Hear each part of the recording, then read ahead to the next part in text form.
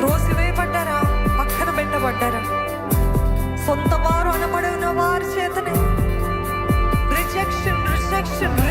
Rejection తోటి బాధపడుతున్నారు. ఇది మాత్రం జ్ఞాపకం చేసుకోండి. పరమ తండ్రి దగ్గరికి వస్తే ఎప్పుడు ఎన్నడూ కూడా నిన్ను విడువడు, ఎడబాడు, త్రోణీకరించడు, త్రోసివేయడు.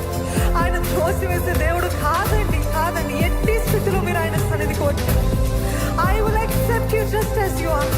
నువ్వు ఉన్న స్థితిలోనే నేను అంగీకరించి నిన్ను హత్తుకుంటాను, నిన్ను ప్రేమిస్తాను, నిన్ను కనికరిస్తాను, నిన్ను క్షమిస్తాను అనే దేవుడు అండి. You are not rejected by God. You might be rejected by people all over, and God will never ever reject you. You can call him Abba, Father. You are the one who truly loves me, Lord. You are the one who truly never rejects me, Lord. నన్ను ఉన్నదన్నట్టుగా ప్రేమించి ఒకే వ్యక్తి ఎవరైనా ఉన్నారంటే అది మీ పరమ తండ్రి, మీ నాన్న. ఆయన ఒక్కడే.